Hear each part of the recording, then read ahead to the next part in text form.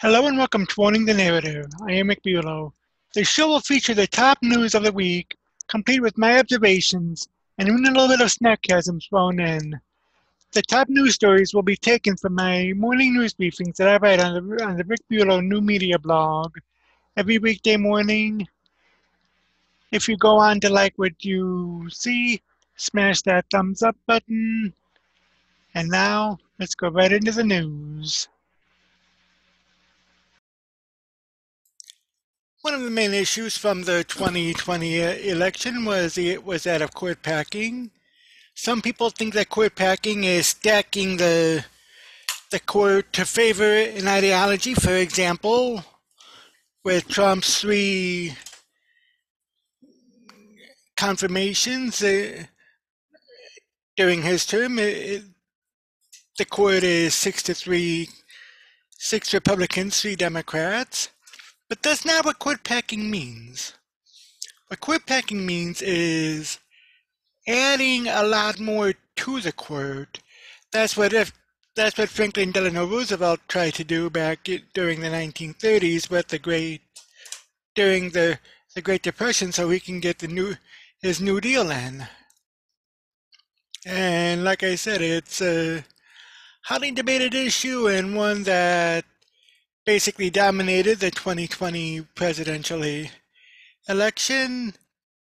And there's talk about it now. As a matter of fact, there's this from conservative Daily News, which reads the next step, pack the court. Joe Biden is not a moderate. Joe Biden is not a unifier. Joe Biden has no interest in working with Republicans or even with Congress. Joe Biden was sent to Washington to promote and initiate a progressive agenda put together by the radical left of the Democrat Party. Joe Biden is a perfect puppet for the left. He has been around for over 50 years and has a tremendous face and name recognition, even though very few can tell you about his accomplishments for his decades of swamp dwelling. The reason for that is that there were really none. He used to hang his hat on the crime bill until someone decided that it was racist. Don't ask Joe for his contributions to the betterment of our country, as he has no recollection. In just a few short months, the Biden administration has destroyed our southern border, basically making us an open country. He has taken credit for the groundwork put together by the Trump team for distributing the COVID-19 vaccine. He has interfered with state legislation, resulting in corporate boycotts while resurrecting visions of Jim Crow. He is pushing an infrastructure bill that does so many things, but merely a few address infrastructure needs. He is setting a new bar for sending executive orders, even though his party has control of Congress. He is promoting new laws and executive orders to shred the Second Amendment and infringe on the rights of gun owners. Now he is turning his sights to packing the Supreme Court. He said he would do it, and here he goes. Packing the Supreme Court is important to Democrats because with the 3 justices confirmed during the Trump term, the conservatives appear to have a strong majority. That depends on which side of the bed Justice Roberts starts his day. He has been a huge disappointment to those of us who counted on him seeing issues through conservative lenses. To turn the tide and ensure a liberal court for many years to come, the Democrats want to add as many as 6 new justices to the court, bringing the 60 conservative court to a 9-6 liberal rubber stamp. Joe Biden ran away from this initiative during the campaign. He refused to answer direct questions as to whether he would attempt to pack the court, but his running mate, Kamala Harris, was committed to the idea. And now we have Joe Biden setting up a committee to study the possibility of adding seats to the court. All of this makes for great topics for a political opinion blog, but to be honest, and I hope I always am, this stuff is scary. The changes that Biden and his party are pushing are transformative. We need to stay aware of his actions by listening to what he says, but more importantly, watching what he does. After all, the pocketbook is open and the pen is full of ink. A dangerous combination for conservatives and the entire country. Now notice what it said here. The Democrats want to add as many as 6 new justices to the court, bringing the 6-3 conservative court to a 9-6 liberal rubber stamp.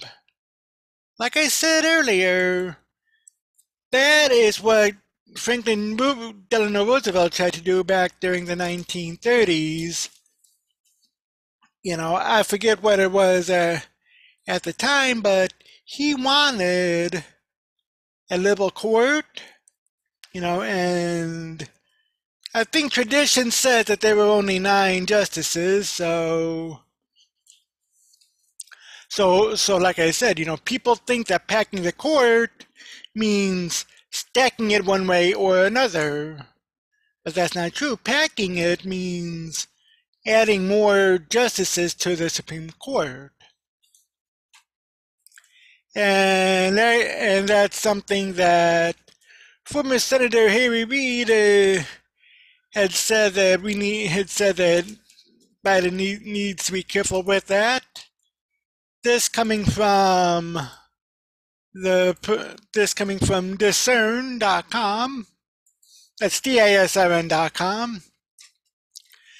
Former Senator Harry Reid, Democrat of Nevada, said on Saturday, "We better be very, very careful in saying that we need to expand the Supreme Court." Reid's comments came after President Joe Biden created a federal commission on Friday to conduct a 6-month study on proposed changes to the Supreme Court. "I have no problem with the commission, but I think the commission is going to come back and disappoint a lot of people because I think they're going to come back and say we should just kind of leave it alone," Reid said. The White House said that the commission would examine topics of the reform debate, including the court's role in the constitutional system, the length of service and turnover of justices on the court, the membership and size of the court.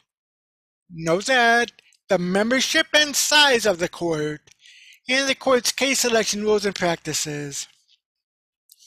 "I think it would be inappropriate at this time that after a long history we've had in the country to have term limits for judges," Reid said. When Reid was asked by CNN host Jim Acosta if he regretted eliminating the filibuster for most nominations by presidents in 2013, Reid said, "None whatsoever. As part of my changing rules, we were able to get a lot done in Obama's first term as President of the United States," Reid said. His first Congress was the most productive Congress in the history of the country. Now, while that might be true, and most of that was mostly liberal ideas and basically coming from the Alinsky playbook, my opinion, of course, with that. But yeah, I mean, one thing that I do agree with Harry Reid on is that that the commission may just say kind of leave it alone, and that they better be very careful in saying that they need to expand the Supreme Court. So, but yeah, and there's this from the PatriotPost.us, and it says Joe Biden moves to back the Supreme Court. President Joe Biden, who with each passing week finds new ways to disgrace himself in the office to which he has been entrusted, is added once again, having seen his party fail to sufficiently affect the composition of the U.S. Supreme Court within our constitutionally agreed on framework. Biden on Friday signed an executive order establishing his presidential commission on the Supreme Court, which is tasked with, among other things, considering the membership and size of the court. So in other words, packing the high court. When we were kids on the playground, we had a word for this: cheating. Think about it. Any neighborhood kid who tried to change the rules of the game in order to gain an advantage was quickly and roundly set upon. We were just kids, but even back then we understood the difference between right and wrong. Joe Biden doesn't, or if he does, he simply doesn't care. And come to think of it, this backslapper has been lying and cheating about little things and big things his whole life, so why are we at all surprised? Regarding his plans, the Wall Street Journal reports, Biden ordered a commission to study Supreme Court changes such as adding seats, an idea pushed by progressives in his party that faces strong opposition from congressional Republicans. Mr. Biden said during his campaign that he would create a bipartisan commission to study expanding the court or creating term limits for justices. I agree with the term limits for justices. That is one thing I definitely agree with. And I'll get to that in a minute. Anyway, The 36-member commission will be charged with completing its findings within 180 days of its first public meeting and will preside over a broad political moment for the future of the nation's high court. Biden is more than just a liar and a cheat. He's also a coward, utterly unwilling to tell the unhinged left flank of his party to pound sand. Despite his campaign waffling, this was the perfect opportunity to do just that. The perfect opportunity to pay just a modicum of lip service to his Inauguration Day promise. I pledge this to you, Biden said on January 20th, I will be a president for all Americans, and I promise you I will fight as hard for those who did not support me as for those who did. Alas, it wasn't meant to be, as the far-left New York Times reports.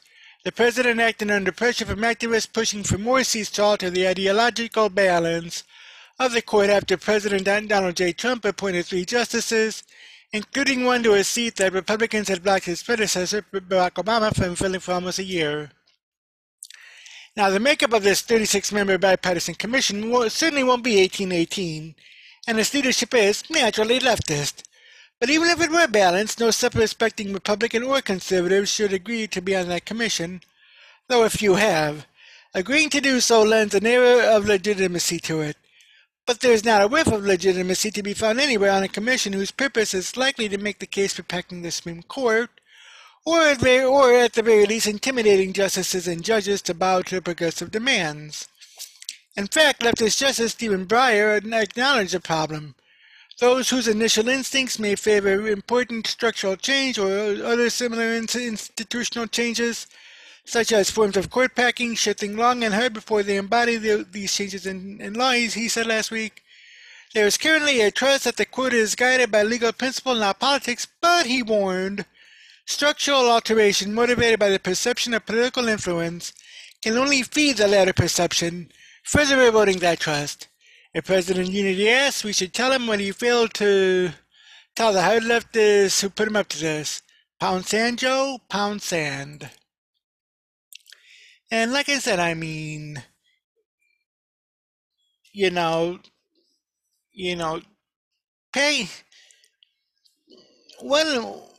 packing the court is wrong. But however, one thing that I do agree with Biden on, and this might very well be the only thing I might agree with him on, is we do need term limits for justices because Thomas has been in it since '92, and I'm sure that there have been a few others who have been, in the past who have been around 40, 50 years, so they're more established, but,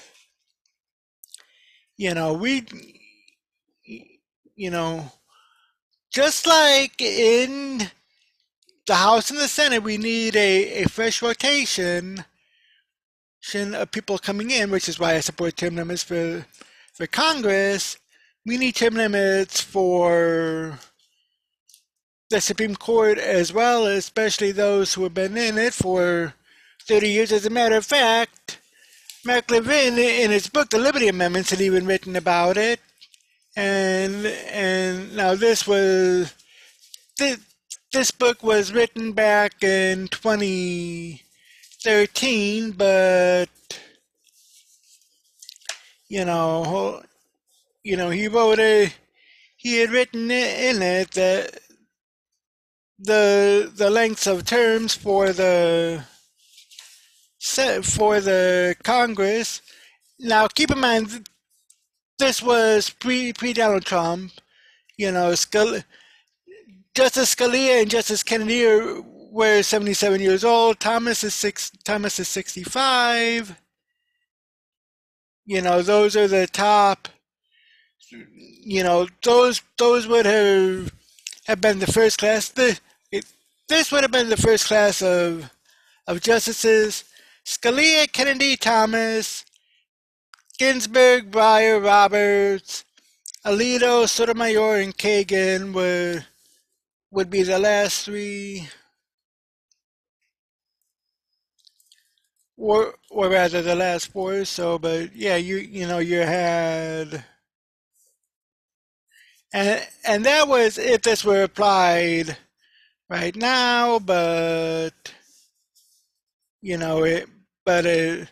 So right now, you would have Amy Coney Barrett, Neil Gorsuch, and I forget the third justice's name that Trump had. Oh, Brett Kavanaugh. Those three would those three would have their terms last until if the amendment for term limits on the Supreme Court would stand, those three would have those three justices would have their terms expired in 12 years. And you have Justice Thomas, who is the elder statesman, whose term would expire in 4 years. So, but yeah, we need term limits for the Supreme Court.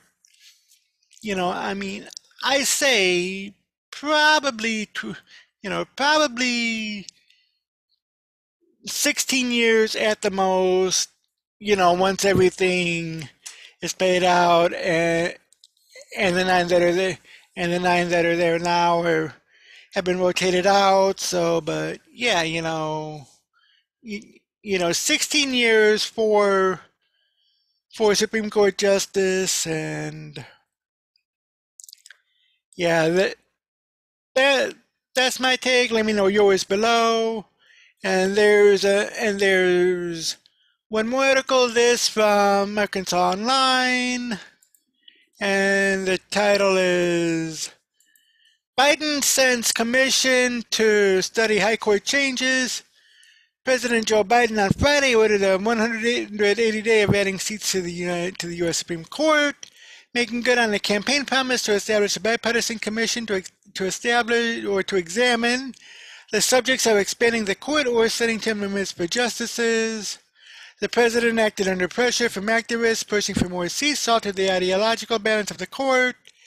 After former President Donald Trump appointed 3 justices, including one to a seat that Republicans had blocked his predecessor, Barack Obama, from filling for almost a year. The result is a court with a stronger conservative 63-tilt with the addition of Trump's choices, including Amy Coney Barrett, who was confirmed to replace Justice Ruth Bader Ginsburg just 4 days before last year's presidential election. Trump also appointed Brett Kavanaugh and Neil Gorsuch.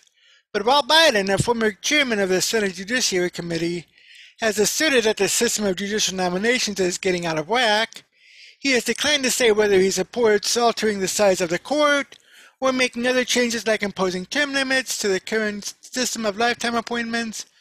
Under the White House order establishing it, the commission is not set to issue specific recommendations at the end of its study, an outcome likely to disappoint activists.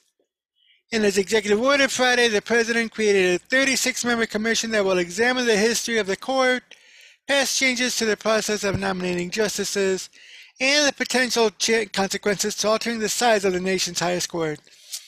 The panel will be led by Bob Bauer, who served as White House counsel for Obama, and Cristina Rodriguez, a Yale Law School professor who served as Deputy Assistant Attorney General in the Office of Legal Counsel under Obama. Progressives say Republicans unfairly gained an advantage by blocking Obama's nomination of Merrick Garland in 2016, and they see adding seats, setting term limits, or instituting other changes as a way to offset the power of any one president to influence its makeup. Conservatives have decried the effort as court packing, similar to the failed effort by President Franklin D. Roosevelt in the 1930s. The issue of whether to alter the size of the court, which has been set at 9 members since just after the Civil War, is highly charged, particularly when Congress is almost evenly divided between the two parties. An attempt to increase the number of justices would require approval of Congress and would be met by fierce opposition.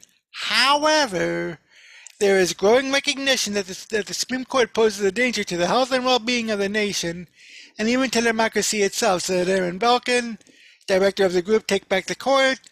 A White House Judicial Reform Commission has a historic opportunity to explain the gravity of the threat and to help contain it by urging Congress to add seats, which is the only way to restore balance to the court.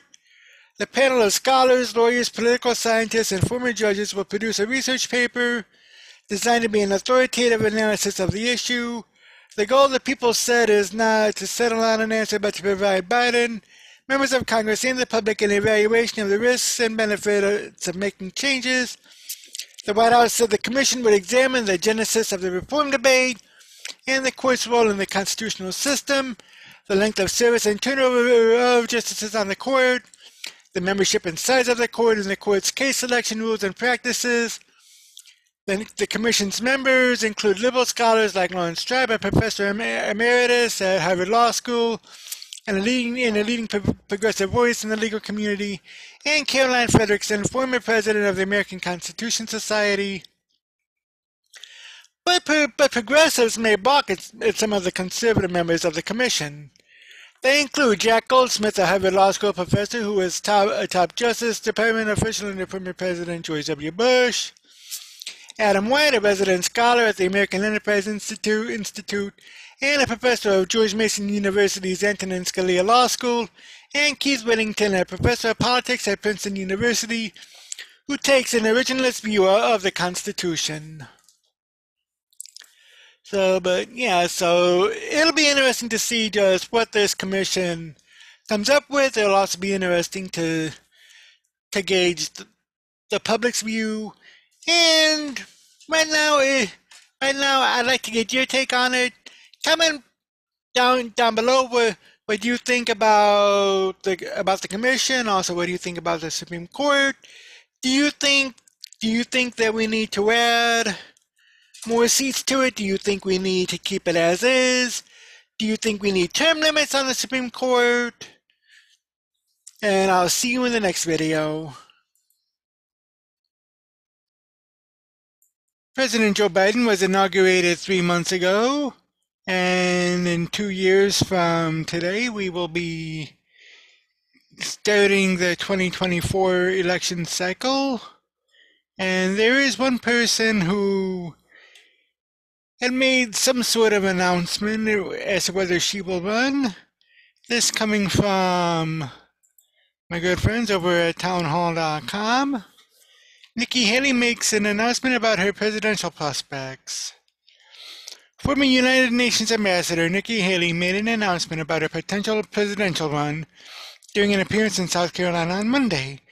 The former Trump administration official and former governor of South Carolina said that she would not launch a presidential campaign if the former president himself were to run for the White House again. Haley said that she would throw her support behind Trump if he ultimately decides to launch a third bid for the presidency. I will not run a President Trump brand, and I will talk to him about it, Haley told reporters. It's something that we will have a conversation about at some point. I asked Nikki this in a tweet from Meg Kennard of the AP. I asked Nikki Haley if she would support Donald Trump if he runs again in 2024. Yes, she told me. I would not run a President Trump brand, and then I would talk to him about it. She added that's something that we will have a conversation about at some point.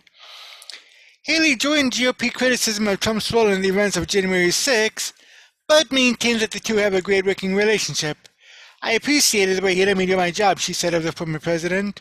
I thought we did some fantastically great foreign policy things together, and look, I just want to keep building on what we accomplished and not watch it get torn down. It was reported that Trump lashed out at establishment GOP figures over the weekend during a Republican National Committee meeting, including Senate GOP leader Mitch McConnell of Kentucky. Now, it's interesting. Okay, like I said, I have a few people that I think if they want to run in 2024, then they have my support. One of which is Senator Marco Rubio of Florida. Maybe DeSantis, I'm not totally sure about that, but Rubio is definitely my number one choice. Also, there's probably Ted Cruz and Rand Paul if they decide to run again. Nikki Haley would be middle of the pack for me, as far as if she would run. Former President Trump, most definitely, but, we're almost 2 years off from people declaring, so who knows what'll happen, but yeah, so Nikki Haley is is making an announcement, and there's also this on that from newsmax.com, and it says Nikki Haley for President 2024, not if Trump runs. This by Jim Thomas. Nikki Haley, former South Carolina governor and United Nations ambassador, said she will only consider a run for president in 2024 if former President Donald Trump declines to, adding she would support Trump if he did decide to run. I would not run if President Trump ran, and I would talk to him about it. Haley told reporters Monday during a visit to South Carolina State University. That's something that we'll have a conversation about at some point if that decision is something that has to be made, the Hill reported. Haley has been a vocal supporter of her former boss and gave high praise to Trump earlier this winter at the Conservative Political Action Conference. Haley tweeted shortly after the speech, strong speech by President Trump about the winning policies of his administration and what the party needs to unite behind moving forward. The liberal media wants a GOP civil war. Not gonna happen.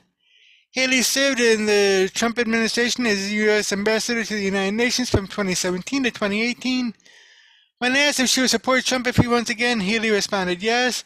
She indicated that she had a great working relationship with Trump. I appreciated the way he let me do my job, Haley said. The Hill reported, I thought we did some fantastically great foreign policy things together, and look, I just want to keep building on what we accomplished and not watch it get torn down. Haley has been candid at times with Trump, too, suggesting that the president let his backers down by not doing more to quell the January 6th storming of the Capitol. She then told Politico that she believed Trump was not going to run for federal office again. I think his business is suffering at this point, Haley said. I think he's lost any sort of political viability he was going to have. I think he's lost his social media, which meant the world to him. I mean, I think he lost the things that could have kept him running. Now, Trump has not ruled out a 2024 run, a possibility that might be keeping potential GOP presidential candidates waiting in the wings until he makes a final decision. So, he hasn't ruled it out, although according to what I had seen, it looks like he's definitely angling toward making a run for the presidency. But, it'll be interesting to see just what shapes up behind all that, and, whether the former president has what it takes to make another run. Keep in mind that it was Grover Cleveland back in the 1880s that had 3 consecutive runs for president. 1881 in 1884, in which he won. One in 1888, which he lost, and then again in 1992, which he won.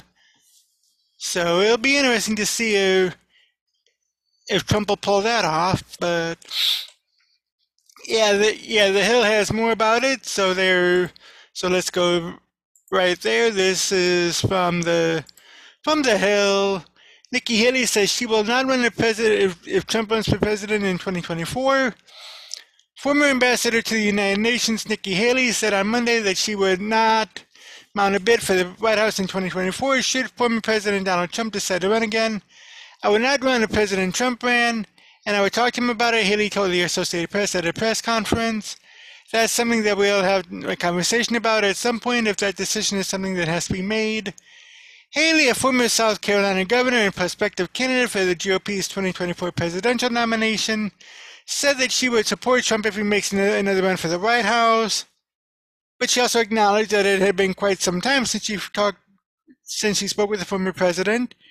Asked about the last time she talked to Trump, Haley said that it had been after the 2020 presidential election, but before March 6th, when a mob of Trump supporters stormed the U.S. Capitol in an effort to disrupt the certification of the election results.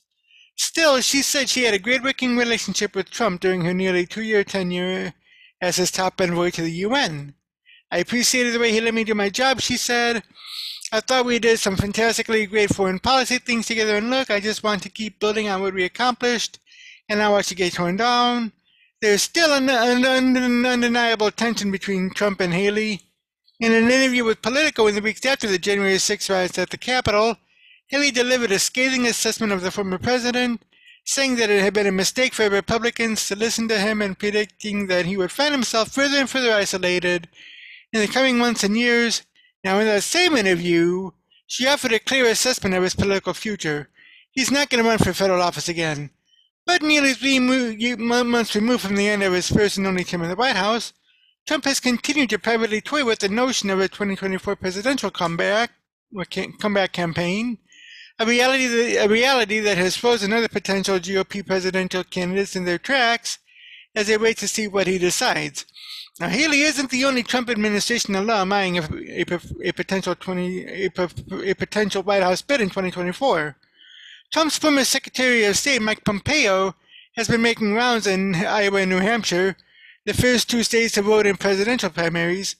Other potential candidates include Florida Governor Ron DeSantis, South Dakota Governor Kristi Noem, and Republican Senators Marco Rubio of Florida, Rick Scott of Florida, Rick Scott too, and Tom Cotton. Haley's remarks on Monday offered perhaps the clearest indication yet of what Trump's possible entrance into the Republican presidential contest would mean for would-be rivals' own potential or own political prospects. Trump remains the most influential figure in the modern GOP, and competing with him in a primary contest is seen by many Republicans as a risky undertaking. Now that's true, and Rick Scott being in it, that would make 3 Floridians running, so could be pretty dicey, could be very interesting, but like I said, we're only about another 2 years out, so the first thing that'll be happening is the 2022 midterm election that Marco Rubio is involved in here in Florida, and based on what I had read, former President Trump is endorsing Marco Rubio for senator here in Florida, so could be interesting to, is bound to be very intriguing as to what'll happen. And we have the Associated Press article from Meg Kennard, which have been quoted in previous articles, but this is a full article.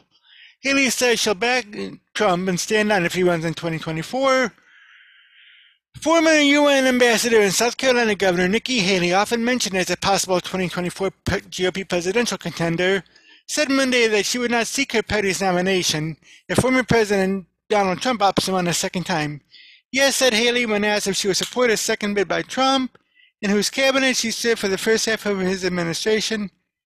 I would now run if President Trump ran, and I would talk to him about it, Haley said, asked by the Associated Press if a possible Trump bid could preclude her own effort were he to announce first.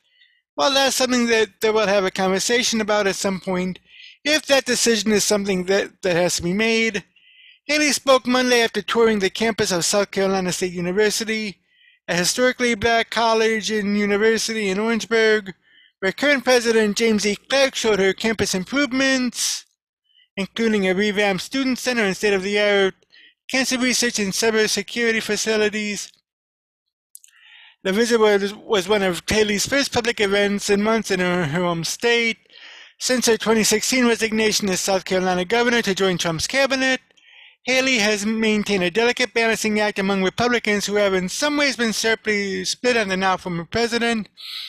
In 2 years at the United Nations, Haley treaded a path of speaking out against Trump while not directly drawing his ire. She left office on her own terms in 2018, a rarity then during a wave of staffing turmoil. Haley has made several moves in recent years to fuel speculation that her sights are on higher office. In 2019, she and her family moved back to South Carolina, purchasing a home in the Kiowa Island community. She also launched a political action committee, published a memoir, and commanded as much as $200,000 for speaking appearances. Republicans have already been grappling with the party's future following Trump's tumultuous term, but after the January 6th Capitol Hill violence as lawmakers gathered to certify Joe Biden's election victory, Haley said Trump had been badly wrong in stoking the crowd before the riot, telling an audience at the Republican National Committee winter meeting that Trump's actions since Election Day will be judged harshly by history. Haley also said that the whole notion was deeply disappointing because of the effect it will have on the legacy of the Trump administration, echoing remarks by some, including fellow South Carolinian Senator Lindsey Graham, who called the melee Trump's self-inflicted wound. On Monday, Haley defended her former boss, who this past weekend lit into fellow Republicans, including his own vice president, saying he was disappointed in Mike Pence and calling Senate Minority Leader Mitch McConnell a stone-cold loser. I think former President Trump's always been opinionated, Haley said, asked about Trump's weekend comments and if they hurt the GOP. Just because he left being president, that's not going to stop.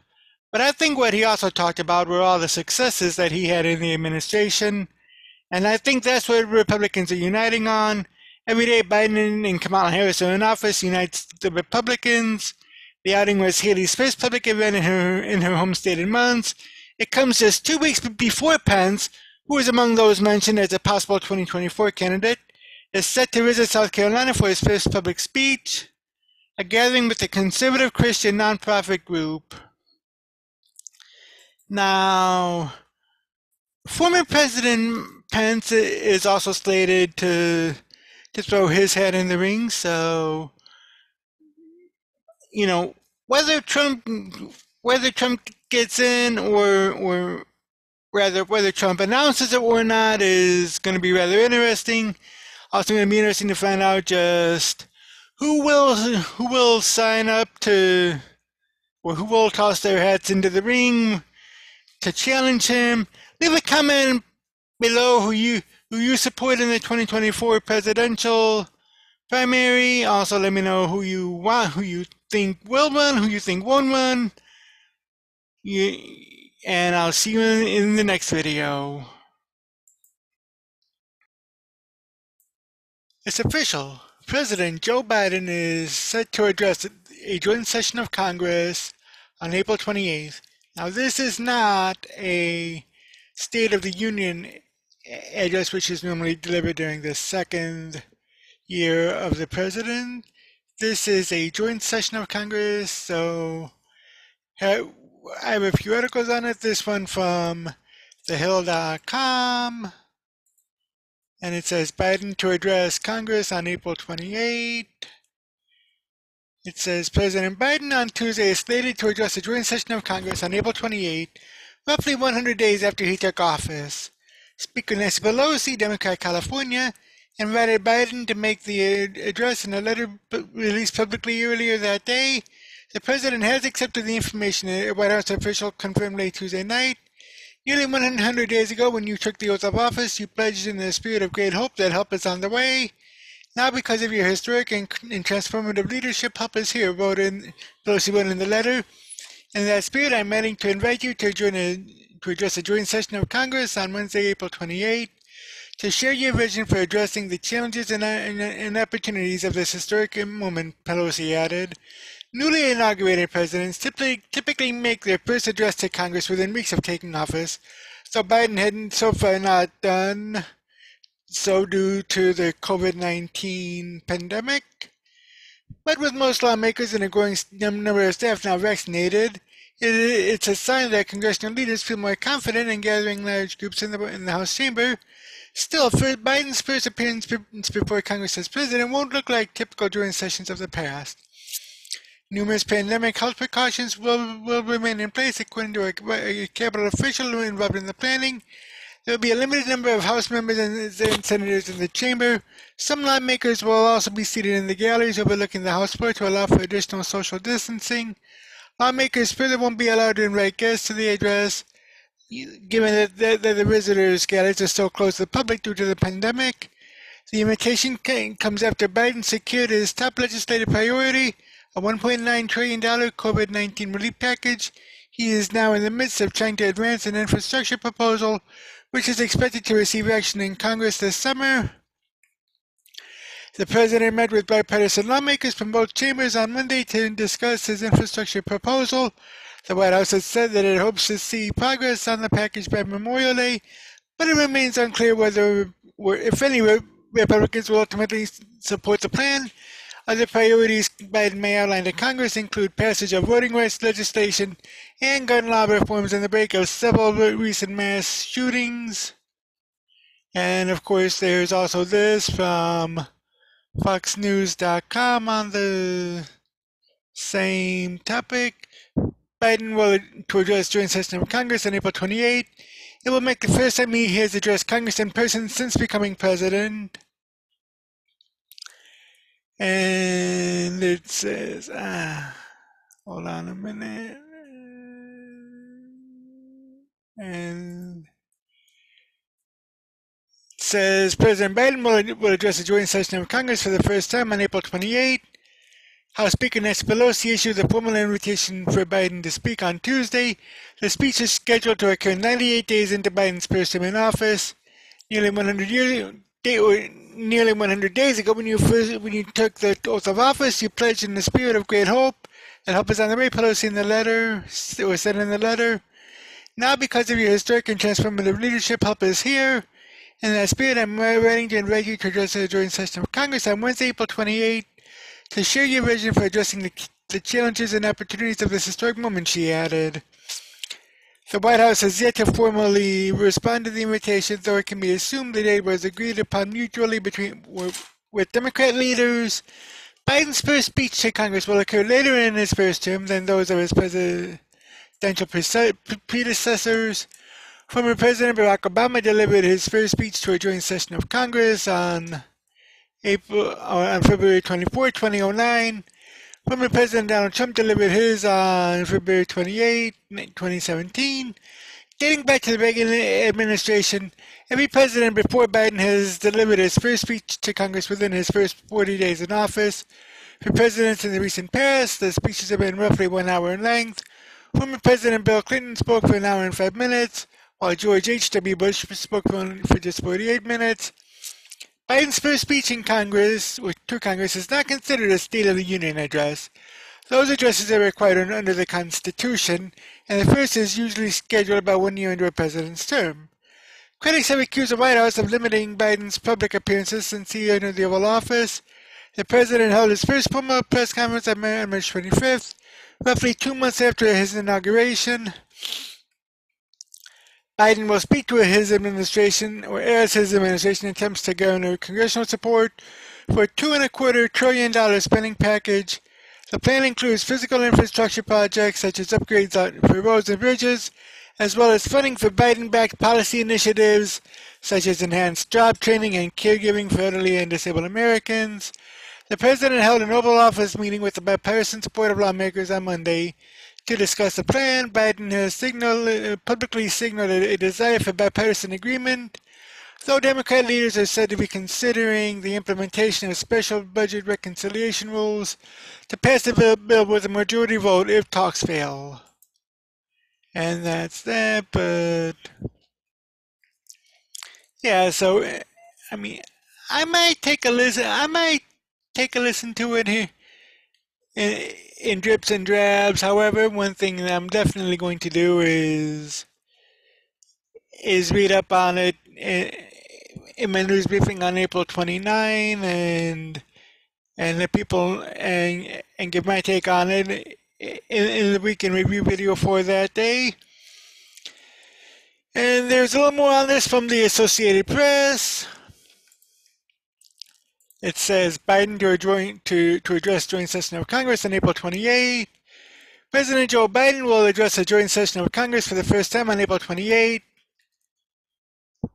Speaker of the House Nancy Pelosi extended the invitation to Biden on Tuesday to share your vision for addressing the challenges and opportunities of this historic moment. The White House said Biden accepted the invitation.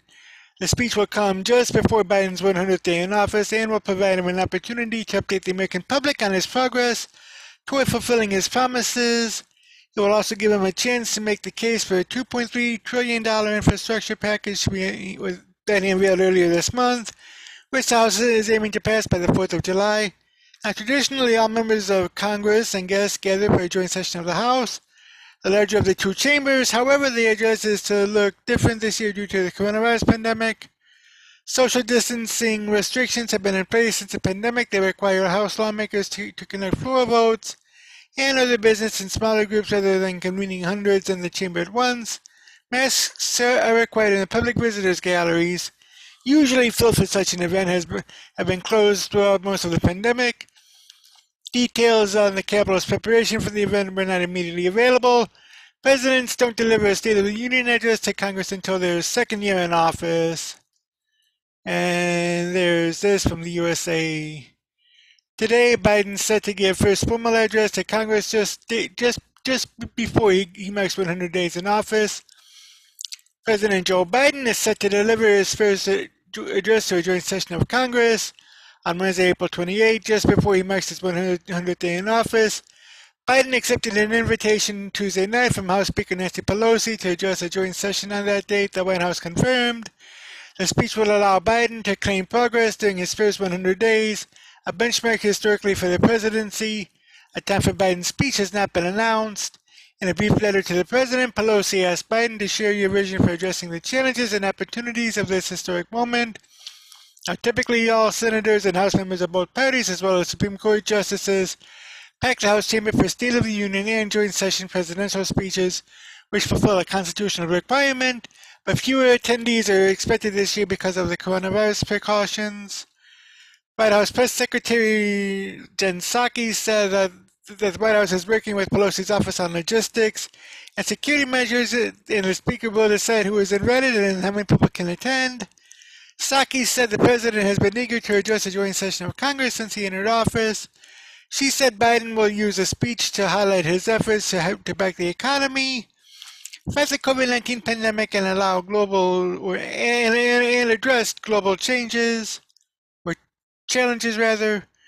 Biden's debut presidential speech to Congress will fall significantly later on the calendar than most previous presidents, including Donald Trump and Barack Obama, who both addressed Congress for the first time in February. Biden's presidential term began with heightened security at the Capitol following the January 6th Capitol attack and coincided with the Senate's impeachment trial of Trump.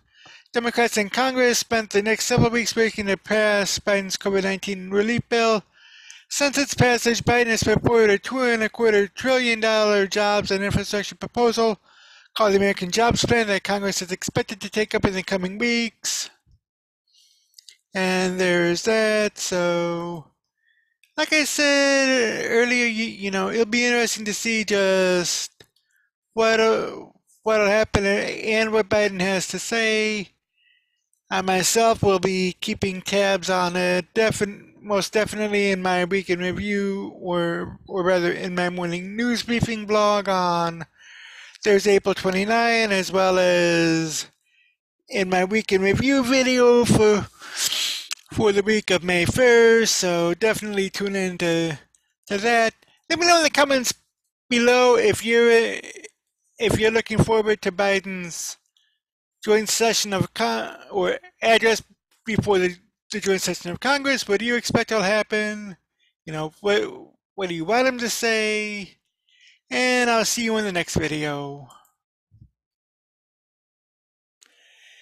As I had mentioned on Monday, the president is planning on packing the Supreme Court, and there are Democrats in Congress that agree with him and are trying to do just that. This coming from the USA Today, which the headline might be a little tricky, but one never knows just what no one knows even what the headline is from one day to the next. But this article was was updated from earlier this morning. No plans to bring it to the floor. Pelosi shoots down Democrat effort to expand Supreme Court. From the USA Today, Washington. Progressive Democrats introduced legislation Thursday to expand the Supreme Court to 13 justices, setting up a caustic rhetorical battle that Democrat leaders, including House Speaker Nancy Pelosi, signaled that they are eager to avoid.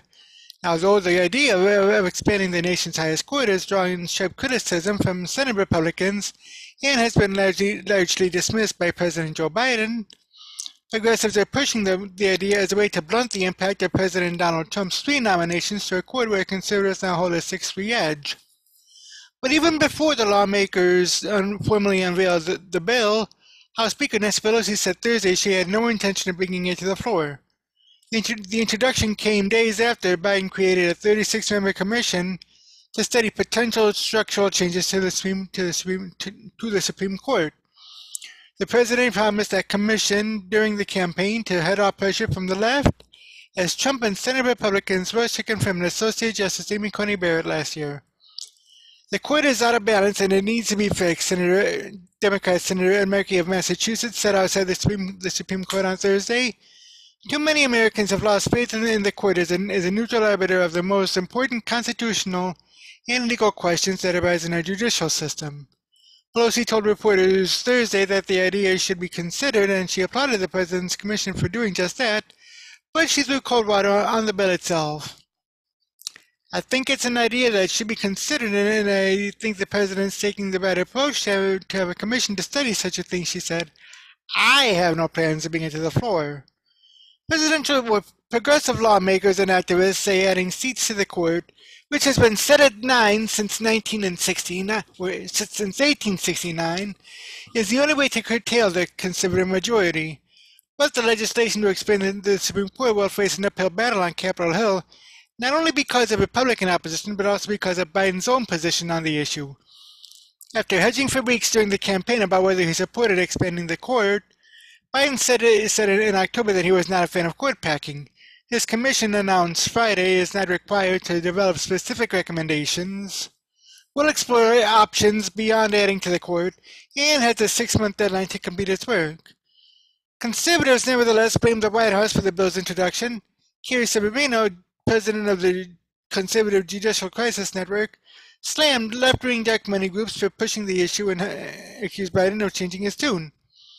White House Press Secretary Jen Psaki was non-committal with reporters Thursday about whether Biden supports the idea of expanding the court. Biden, she said, would make up his mind after seeing the result of the commission's work.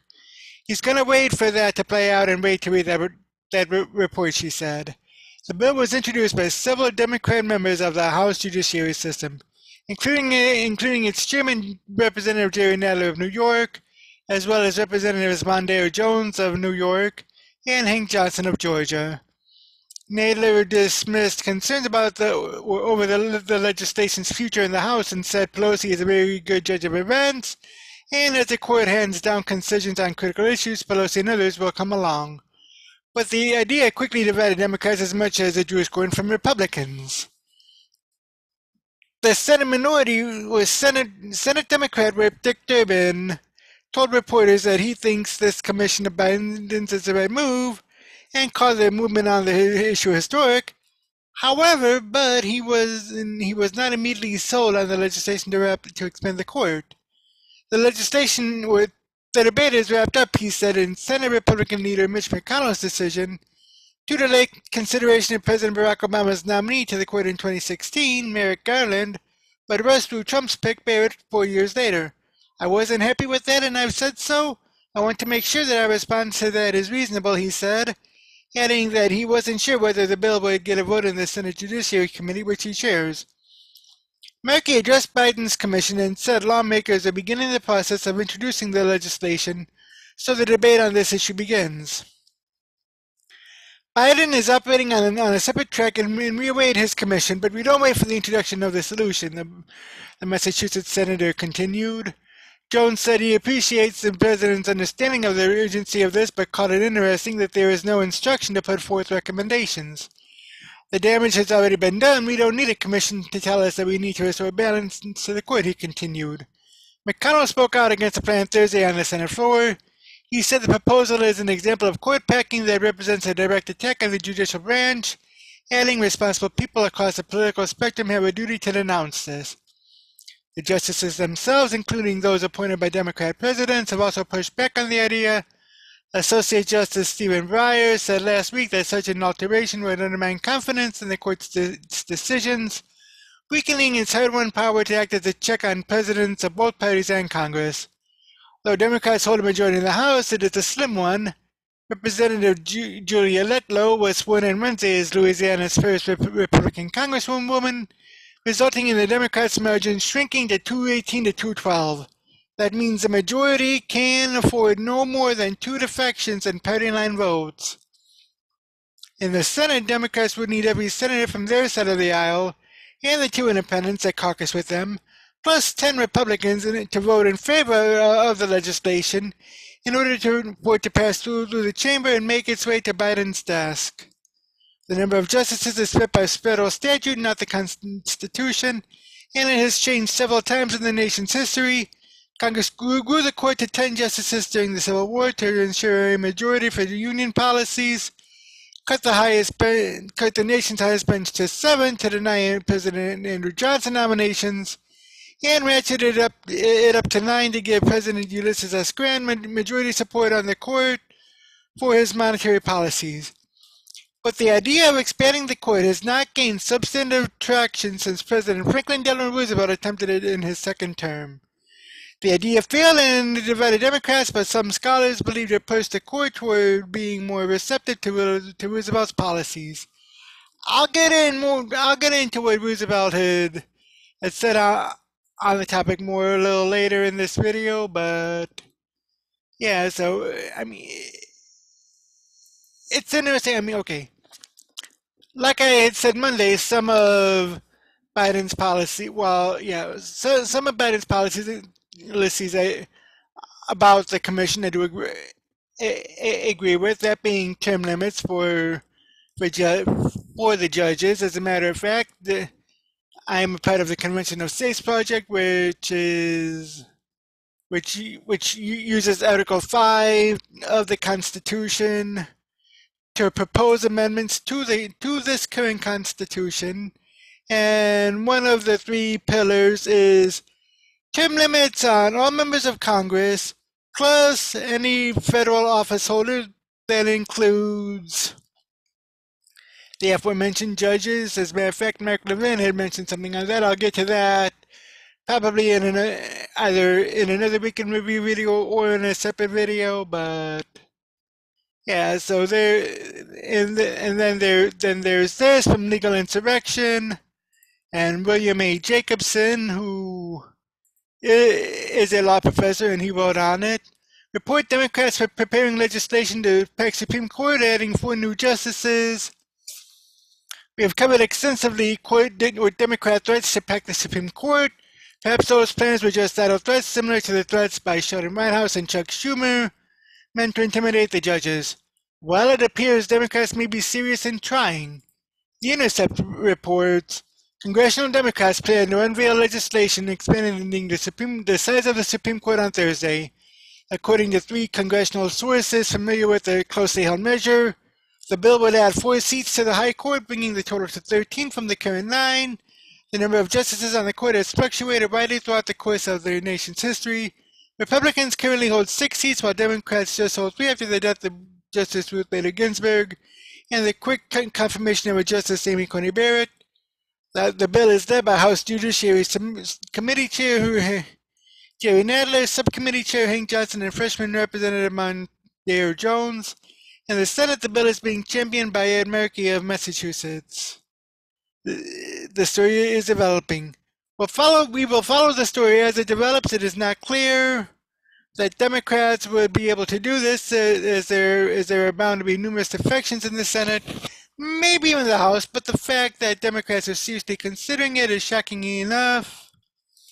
House Judiciary GOP tweeted out, in case you missed it, Ryan Grimm just reported that Rep. Jerry Nadler is writing legislation to expand the Supreme Court. Jim Jordan asked if it was true. The chairman wouldn't answer. Sounds like the Democrats are running away from the bill before it's even introduced. And there's even more on this from the Washington Times by Alex Warrior. Democrats introduced bill to add 4 Supreme Court justices. Democrat lawmakers will introduce legislation to expand the Supreme Court on Thursday, jumping ahead of President Biden's recently created commission that's studying the pros and cons of packing the court. Senator Ed Markey of Massachusetts, Representatives Gerald Nadler and Mondale Jones of New York, and Representative Hank Johnson of Georgia will unveil their bill on the steps of the Supreme Court on Thursday. The legislation aims to expand the High Court from 9 justices to 13, and the lawmakers will defend their bill by setting historic precedent for Congress adjusting the size of the bench. The Supreme Court has had 9 justices since 1869. Prior to that, it fluctuated in size from 5 to 10 justices. The Constitution does not set a number of justices for the High Court.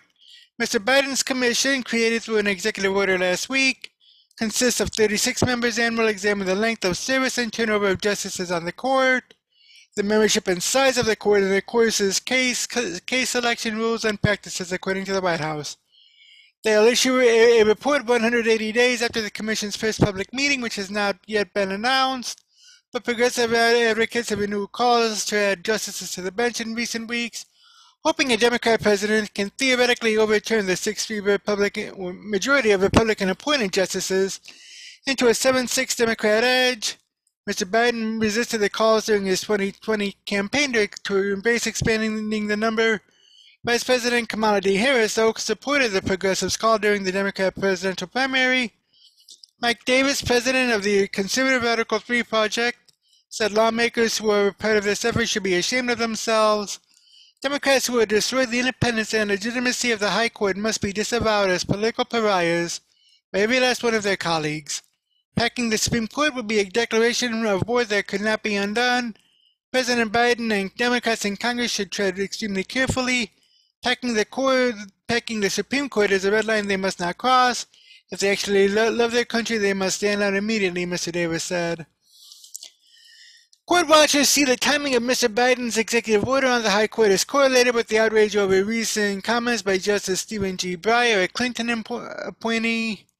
Last week, Justice Breyer poured cold water on the notion of expanding the court, saying it could erode trust in the institution. Shortly after his comments, progressives launched a pressure campaign calling for him to retire. And there's that, but yeah, I mean, the timing does seem a bit off with this, but then again, timing has always been off. Not just with Democrats, but with all of those in Washington D.C. So what else is new? But I mentioned just a few minutes ago that there had been precedent for this, and we need look no further than what Franklin Delano Roosevelt did back in 1937. This coming from FoxNews.com. Flashback: FDR's attempt to pack the court in 1937. Decades before Joe Biden established a commission to explore an expansion of the Supreme Court, President Franklin Delano Roosevelt made his own push to pack the court in the midst of the Great Depression. Roosevelt pushed for Supreme Court reform shortly after he won a landslide victory in the 1936 election. FDR has faced pushback from the judicial branch on elements of his New Deal legislation, a slate of programs that some argued were unconstitutional. In 1937, Roosevelt proposed the Judicial Procedures Reform Bill of 1937. If approved, the bill would have granted the president the authority to appoint one additional Supreme Court justice for each sitting justice over the age of 70. At the time, that would have meant that FDR could appoint 6 more justices. For presidents seeking favorable court rulings on massive federal programs, the bill's passage would have marked a major windfall. Roosevelt's plan was widely panned by both parties and drew little support in Congress. At the same time, the Supreme Court issued several favorable rulings on FDR-backed proposals, including the National Labor Relations Act and the Social Security Act. FDR's court-packing bill was eventually brought to a vote, which failed 70 to 22 in the Senate. By Roosevelt's third term in office, he had appointed 7 of the 9 active Supreme Court justices. In 1983, Biden referred to Roosevelt's failed bill as a bonehead idea. The idea of expanding the Supreme Court drew renewed scrutiny in recent months as Democrats pushed to pack the court in response to the GOP's confirmation of Justice Amy Coney Barrett. Top congressional Democrats are expected to unveil legislation to expand the Supreme Court by 4 justices on Thursday. And that's that. Now, like I said, it'll be interesting, and I found many articles on it, some of which do touch on some of the same things in these articles, but there are different viewpoints, so I will definitely talk about this again tomorrow, and also probably a couple of days next week, so do stay tuned. And leave a comment below for what you think about court packing. Do you think that the Supreme Court should remain at 9 justices, or do you think that there should be more justices? Do you think that Biden is making a bonehead move and pulling an FDR? Do you think this will harm him? And both during the midterm election in 2022 and in the presidential election in 2024. Leave a comment below on this, and I'll see you in the next video. Yesterday I talked about the Democrats wanting to pack the Supreme Court, and I'm continuing that today. There's this article from Politico, which says Democrats to introduce legislation to expand Supreme Court. The measure would increase the court size to 13. House and Senate Democrats will introduce legislation Thursday to expand the number of Supreme Court justices to 13 from 9, drawing more attention to the debate surrounding court reform. The bill, led by Senator Ed Markey, Democrat of Massachusetts, and Democrat Representative Jerry Nadler of New York, is the first legislation in recent years designed to add seats to the High Court, and its introduction comes as progressive organizations are pushing for court expansion after watching Senate Republicans fill 3 Supreme Court vacancies in 4 years under President Donald Trump. Brian Fallon, executive director of the liberal group Demand Justice, said that the bill represents a new era where Democrats have finally stopped conceding the Supreme Court to Republicans. He added that the task for progressives now is to build a grassroots movement that puts pressure on every Democrat in Congress to support this legislation because it is the only way to restore balance to the court and protect our democracy. President Joe Biden, however, has said he is not a fan of the idea, also known as court packing. Instead, the White House announced last week the creation of a bipartisan commission to study reforms to the Supreme Court and produce a report. The High Court currently has a 6-3 conservative majority. Now, while advocates have been pushing for the addition of seats to the Supreme Court, the bill won't see much movement in the evenly split Senate, with all Republicans and several moderate Democrats opposed to court expansion. The legislation is all but guaranteed to prompt attacks from Republicans, who during the 2020 elections warned that Democrats would expand the court if they took control of Washington. Justice Stephen Breyer, who outside groups are urging to retire before the 2022 midterms, recently cautioned against court packing for fear that doing so would only undermine public confidence in the institution. The issue, however, served as a litmus test during the 2020 Democrat primary for progressives. Democrat Senators Elizabeth Warren of Massachusetts and Kamala Harris of California and Pete Buttigieg suggested that they were open to the idea, but others, including Biden and independent Senator Bernie Sanders from Vermont, who caucuses with the Democrats, did not back it. The number of seats on the High Court has fluctuated in American history from as few as 5 to as many as 10. Yeah, as I had mentioned, I believe yesterday, the Supreme Court is stuck at 9 thanks to an act by Congress in 1869 to limit the justices to 9. And of course, you had Franklin Delano Roosevelt wanting to expand it even more in 1937, which Biden said is which Biden had called a bonehead idea and a terrible mistake. I'll get to that in a few minutes. But there's this from the Washington Free Bacon, and it's called Democrats Introduced Quit Packing Bill. Democrat lawmakers in both chambers of Congress introduced legislation to expand the Supreme Court from 9 to 13 justices on Thursday. Advocates say the measure is needed to rebalance the court and shift power from conservative justices who pose a threat to voting rights. House Judiciary Committee Chairman Democrat Representative Jerry Nadler of New York and Democrat Senator Ed Markey of Massachusetts are the lead sponsors. The legislation is largely a reflection of progressive disappointment with President Joe Biden's commission to study judicial reforms, which was chartered last week. Though Biden appointed left-wing court-packing advocates to the panel, he also included a number of judicial conservatives and Democrat legal elites. It's uncertain whether the commission will propose sweeping changes.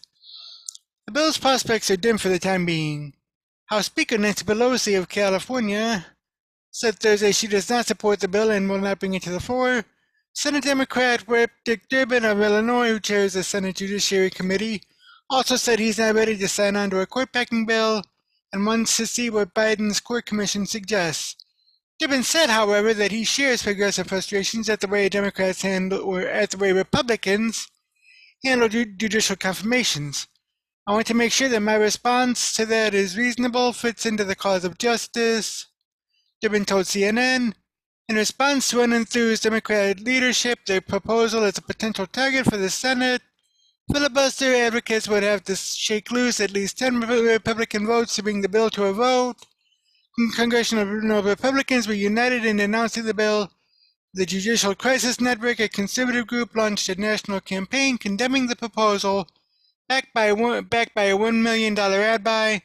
Apart from rebalancing, Nadler said the bill is a necessary administrative measure. Given the federal judiciary's growing caseload, 9 justices may have made sense in the 19th century when there were only 9 circuits, and many of our most important federal laws, covering everything from civil rights, antitrust, the internet, federal regulation, healthcare, immigration, and white-collar crime simply did not exist, and did not require adjudication by the Supreme Court, Nadler said. But the logic behind having only 9 justices is much weaker today when there are 13 circuits. There is little evidence that the Supreme Court is struggling to stay on top of its work. In the 1980s, the High Court heard about 150 cases per term. The figure has fallen steadily since. This term, the justices are on track to hear just 58 cases, the lowest number since the Civil War. The reasons behind that decline are debated, but the historically light docket doesn't bear our concerns about judicial strain. Nor is there a relationship between the number of circuits and the quantity of the court's work, as Nadler's statement suggests. The circuits do not produce court-caliber cases at an equal rate. This term matters from the 9th Circuit Court of Appeals account for about 1/5 of the court's docket, but the justices are reviewing just one case from the Boston-based First Circuit Court of Appeals.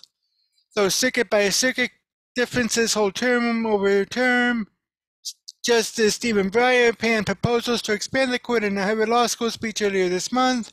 I hope and expect that the court will retain its authority, Breyer said, but that authority, like the rule of law, depends on trust. I trust that the court is guided by legal principle, not politics. Structural alteration motivated by the perception of political influence can only feed that perception, further eroding that trust. Progressive judicial activists recently called on Breyer, 82 years old, to announce his retirement at the end of the court's term in June. So they're really wanting to get Breyer out of the way. But yeah, I mean, like I said yesterday, I am against court packing, and many people say that court packing is tilting the balance one direction or another, which is not true, as had seen in the articles yesterday and today. But I Ironically, Nancy Pelosi weighed in as well. This coming from theblaze.com. Nancy Pelosi says court packing bill won't get a vote. The speaker has no intention to bring it to the floor. House Speaker Nancy Pelosi is opposed to an effort by some congressional Democrats to expand the number of justices on the Supreme Court from 9 to 13 and will not permit such a bill to come to the House floor for a vote, at least for now. During her weekly press briefing on Thursday, Pelosi said that she's not necessarily opposed to expanding the court, but for now will wait for findings from the commission President Joe Biden to establish to study the issue. I support the president's commission to study such a proposal, Pelosi said, telling reporters that the House's focus for the time being is on infrastructure. I don't think that's a good idea or a bad idea. I think it's an idea that needs to be considered. And I think the president's taking the right approach to have a commission to study such a thing. The speaker said, according to the New York Post, it's not out of the question. It's been done before, she continued, noting that the history of our country a long time ago, and the growth of our country, the size of our country, the growth of our challenges in terms of the economy, etc., might necessitate such a thing. Earlier that day, House Judiciary Committee Chairman, Democrat Representative Jerry Nadler of New Jersey, says New Jersey, they made a mistake, he's actually from New York, and Senator Ed Markey, Democrat of Massachusetts, proposed legislation that would expand the number of justices on the Supreme Court to 13. We're not packing the court, we are unpacking it, Nadler said in a news conference about the bill on the steps of the Supreme Court. Republicans saw the court's majority with Justice Amy Coney Barrett's confirmation completing their crime spree. Senator Mackey said in a statement, of all the damage Donald Trump did to our Constitution, this stands as one of his greatest travesties. Senate Republicans have politicized the Supreme Court, undermined its legitimacy, and threatened the rights of millions of Americans, especially people of color, women, and our immigrant communities. This legislation will restore the court's balance and public standing and begin to repair the damage done to our judiciary and democracy, and we should abolish the filibuster so we can to ensure we can pass it. Pelosi, however, told reporters that she had no intention to bring the bill to the House floor. Besides, even if it were to come up for a vote, it's unclear if the bill would have enough support to pass. Democrats hold 218 seats and cannot afford to lose more than 2 votes from their party on any bill because tie votes fail in the House. In the Senate, there is no chance for a bill to pack the Supreme Court to be introduced. There is no chance that a bill to pack the Supreme Court would be introduced without an immediate filibuster attempt from Senate Republicans. Pushing the number of Senate votes Democrats need to advance the bill to 60. And there's no guarantee President Joe Biden would even sign the legislation. On the campaign trail in 2020, Biden said he is not a fan of court packing, although last week he created a commission to study proposed reforms to the judiciary to placate progressive activists. So we see here that, Pelosi says that it won't get a vote, but, she may just be saying that in front of the camera, but behind the camera, she might be saying, yes, it will be it will be pushed to the floor. And one thing that Senator Mackey said that I disagree with is that the Republicans stole the court's majority. They did not do that. They just wanted originalists, strict constructionists, and constitutionalists on the court because that is one thing that had been lacking. So they basically just affirmed the fact that the Supreme Court looks to our Constitution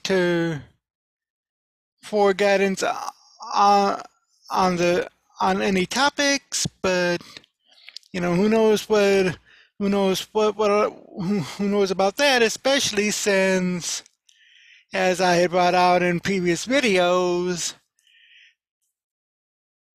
Washington, D.C. has a constitution of its own. And no, I'm not talking about the about the Act of 1871, which only dealt with the District of Columbia. Rather, I'm talking about the annotated Constitution, which I brought up in in videos when I discussed the Convention of States and Article 5. So I'll get more into that soon, but for now we have one final article, this coming from BizPack Review, and it's entitled Flashback. Biden called packing the Supreme Court a bonehead idea and a terrible mistake. President Joe Biden, who just established a commission to study the impact of expanding the Supreme Court, once said that packing the court was a bonehead idea. The president's potential support for packing the court would be a strong deviation from his former thoughts on the matter. Video footage shows he spoke out against court packing in 1983 when he was a United States Senator, criticizing former President Ronald Reagan's attempt to replace members of the U.S. Commission on Civil Rights, according to Fox News. Biden compared Reagan's efforts to former President Franklin Delano Roosevelt's attempt to add 6 justices to the Supreme Court in 1937. The publication reported, President Roosevelt clearly has a right to send to the United States Senate and the United States Congress a proposal to pack the court. It was totally within his right to do that, Biden said at the time. He violated no law. He was legalistically absolutely correct. There's a video and there's a tweet flashback thread. Remember when Biden asserted that packing the court is a bonehead idea? But it was a bonehead idea, the former Delaware senator said. It was a terrible, terrible mistake to make, and it put into question if for an entire decade the independence of the most significant body in this country, the Supreme Court of the United States of America.